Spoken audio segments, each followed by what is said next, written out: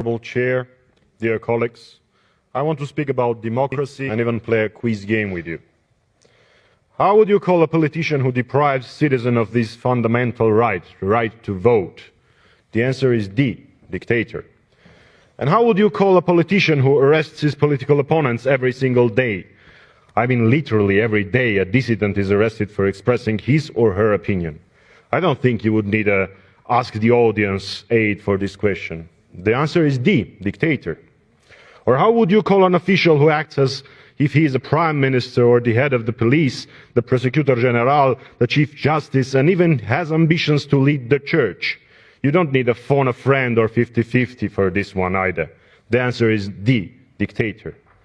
Pressure on public sector employees, selective enforcement of the law, excessive use of pretrial detention, insufficient investigation of police abuse, and the diminishing of judicial independence. These are the words from the preliminary report of the OSCE monitoring mission to the Armenian parliamentary elections.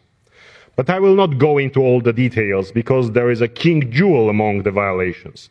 Thousands of voters were deprived of their voting rights because the results in 3 polling stations were simply annulled in the elections of 2026 earlier this month in Armenia. Not a revote, just annulled, even though a revote in those polling stations was an explicit legal requirement. Pashinyan's regime simply ignored the clear demand of the law. And it matters because, as a result, one of the opposition parties failed to cross the electoral threshold by only a few hundred votes, votes that were simply taken away from them. And all these violations were committed so that the ruling party could secure the 3/5 majority in the parliament. It is that simple to assess the elections in Armenia. The votes of the people of Armenia were robbed.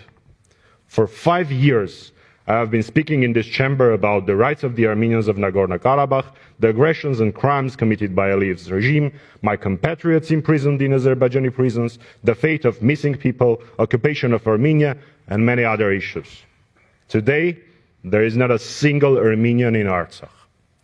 Today, once again, I am speaking about the terrible violations of human rights in my country. I hope international organizations will react sooner than all those who raise their voices against those violations are imprisoned. Even if Europe is going to tolerate a new spin dictator, we, the people of Armenia, will not tolerate it. Thank you.